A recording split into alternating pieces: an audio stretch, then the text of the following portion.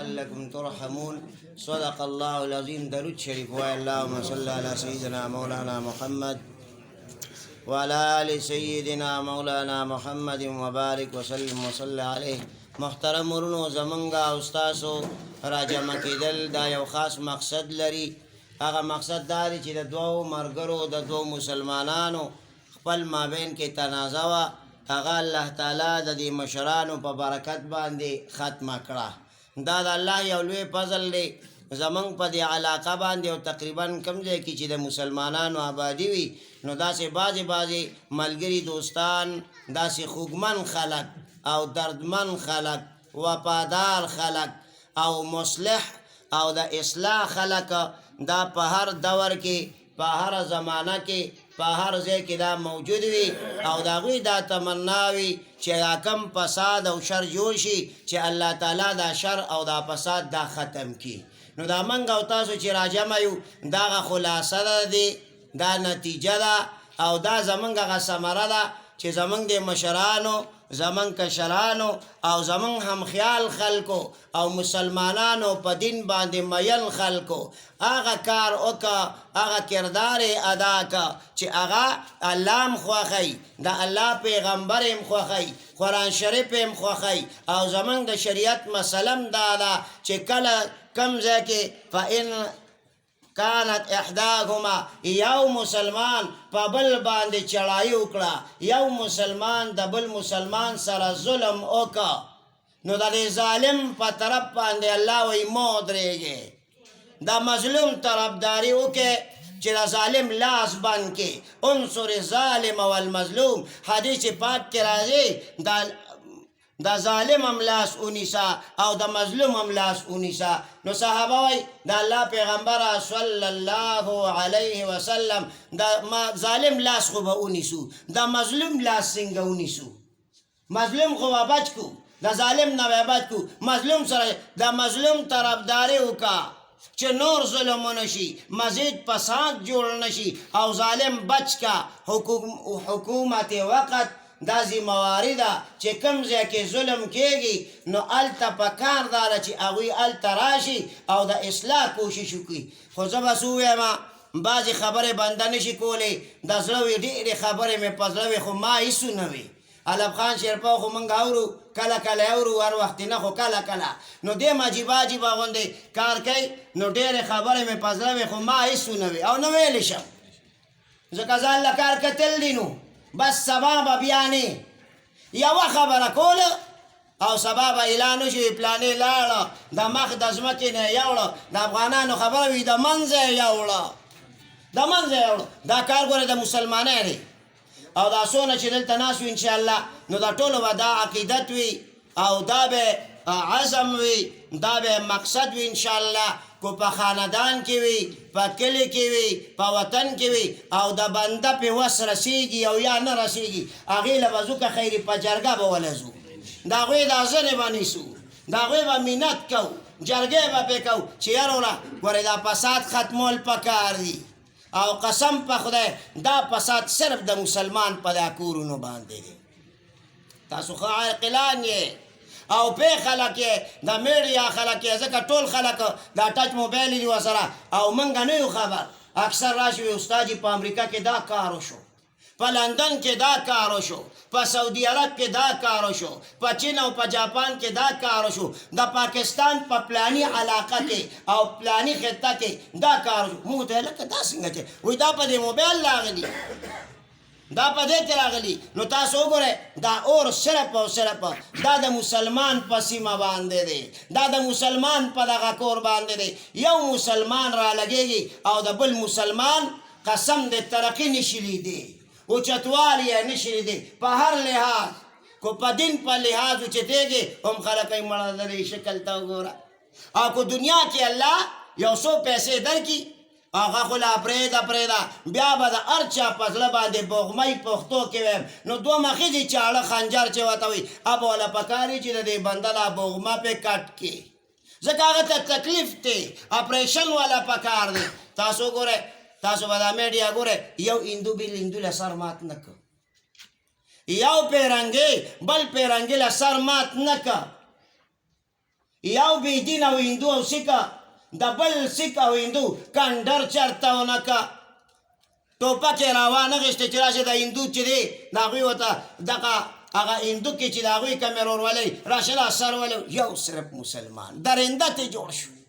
علامه علوسي لیکلی دی په تفسیر روح المانی کې وی کو الله تعالی دا قرآن شریف نازل کړی نه وی نو د انسانانو نه به درندگان جوړو لکه چې دا اوس وخت جوړ دي دا خو لا قرآن نازل دی وی په یو بل باندې به یې چکونه لګوله نو دغه چک نه دی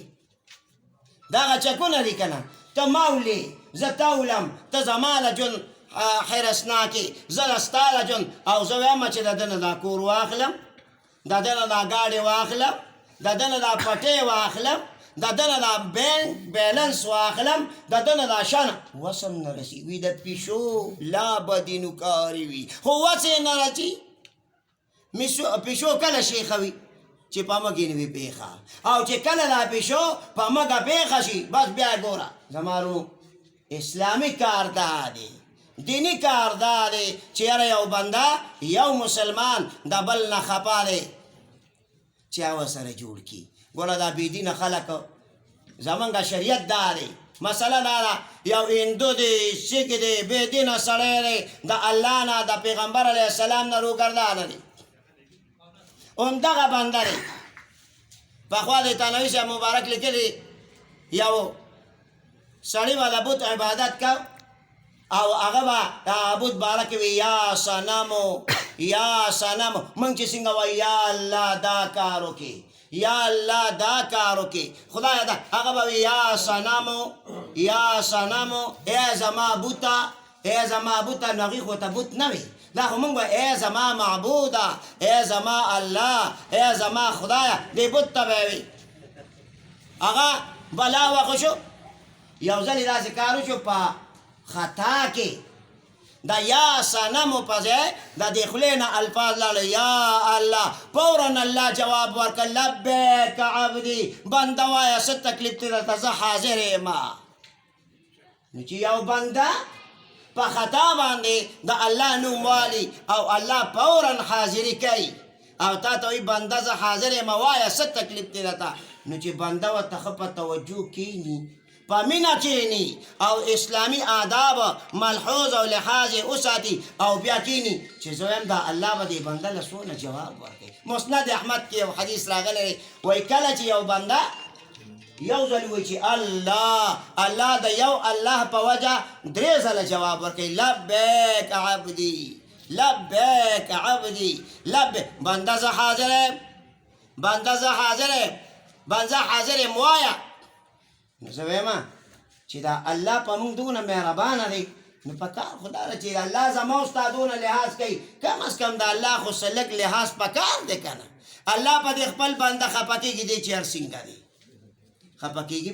د نوح علیه السلام دور او اخري خبره کوم بیا به تاسو بس ځکه ما ته میلمانه ناست یا ټلیفونونه پسې را روان دی د نوح علیه السلام دور او نوح علیه السلام قوم بګړه و بتپرست خلک و شراب بیسکله او خواهش پرست خلکو انتهایی په هر لحاظ بګړاو خلک روان نوح علیه السلام قوم ته خیره وکړي رب لا تذر علی الارض من الکافرین دیاره خدایه په مخ د ځمکې یو کور د کافرو ګورې پرېنږدي ټول تباه که په یو روایت راغلی نوح علیه السلام 950 کاله تبلیغ کړی دی 80 کسان مسلمانان دي دویم روایت باندې 80 کسان مسلمانان دي په دریم روایت باندې 10 کسان مسلمانان شوي دي او په څلورم روایت باندې 9 کسان دا د نوح علیه السلام سره ایمان راوړی دی نوره ټوله خطه د کفر او د شرک په لپیټ کې وه خواهشات چې کله دا ټوله شپږ میاشتې د رجب په 10مه ورځ نوح علیه السلام موږ ورته بزرګه وایو په دقې باندې کشتۍ ته ختلی دی او د محرم په 10مه ورځ باندې کشتۍ په جودي غر باندې ودرېدلې 6 میاشتې مسلسل چې دی نو سیلاب چلیدلی دی دا ټوله مسله روانه وه نوح علیه السلام چې دا ټول خلق الله تباه کړل د نوح علیه السلام په دعا باندې او په خیرو باندې نو الله خو جوړ کړي و که نه الله جوړ کړي و نوح علیه السلام ته الله تعالی وی وی نوح علیہ السلام لوخي جوړ کا لوخي جوړ کا نو الله ورته ویلو زه به هغې لپاره یو مثال ووایم تاسو به لږ ویښ هم شئ داسې اوده اوده غوندې راته ښکارې ځکه یخنیم ده نو وایم چې لږ بیدار شئ دا بنده چې ښځه ورته وایي پلاني وایي جی جی جی څو ځله جي کوي علم خانه شمار یې معلوم نی شمار جی ها جی جی وایي دا پلاني شی راوړی ښه جي ښه جي ښه جي خوند وله ورکوي مزه ورکوي نوح علیہ السلام ته الله وی نوح علیہ السلام لوښي جوړ کا خواري یې ډېره زیاته وکړه ډېر اعلی بهتر کلالي د هغه وخت نه راشروع شوه دا خټه سنګګل او دا ټول قصې راشروع شوې لوښي یې جوړ کړل چې لوښي جوړ شو بیا یې نور ته کېښودل خشته اوچ شو کلنګار پکې پیدا شو کم چې کلنګ کلنګ نه کوي هغې کې دراړ وي او هغه سریوالی وي پکې ماتوالی وي پکې او چې کلنګار کوي چې ډوب ډوب کوي دا مات وي دا پیالې چې کله درکوي نو زمونږ هم تجربه ده کور مالکان یو پیالې پکار دی او جګ ګلاس پکار دی نو هغه چې داسې وکړنګې نو کلنګار چې کوي نو پېښه چې سمه ده او چې کله ډوب ډوب کوي نو بس یا سوری وي او یا پکې داسې هغه درز غوندې راغلي وي خشته جوړ شو لوښي بیا د الله د طرف نه دویم حکم راغی چې نوح علیه السلام لوښي مات کا لوښي مات کا نوح علیه السلام الله ته وایي وی الله تا خو په ما لوښي جوړ کړه ما پې ډېره خواري وکړه اوس وایه چې دا مات کا الله ورته وایي نوح علیه السلام دا بندیان خو ډېر نافرمانه خدا ما پیدا کړي زم خفه کېږم ته په لوښو خفه کېږې ما د انسانان پیدا کړو زم پې خفه کېږم کافرانو بت پرستو دا خدای خدایي نه منل او عبادت یې نه کو الله پې خفه دی نو چې ته مسلمان پسې ټوپک راوالی دا سر پې ولې او د زړه دا سر پې ولې او په دا مخ باندې ولې ټول لږ جواب راکوي خدای به خفه کو به خوشحاله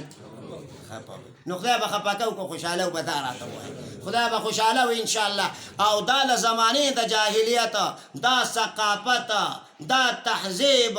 دا اخلاق او د دوی په ژبه دا کلچر دا به ختمو انشاءالله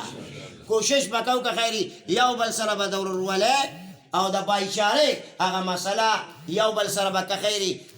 یو ځای کوو او غټوله مسله به جوړو نو دا دوی له دې خدای جزای خیر ورکړي دا چا چې پکې منډه والې ده چا دا روغه کړې ده او چا دا بخل مخل کړي دي الله تعالی دې ته خوشحاله شي او خدای پاک ته بهتر جنتونه ورکړي او څوک چې پکې وفات کړي هغوی له دې خدای پاک بهتر جنتونه ورکړي و آخر دعوانا ان الحمد لله رب العالمین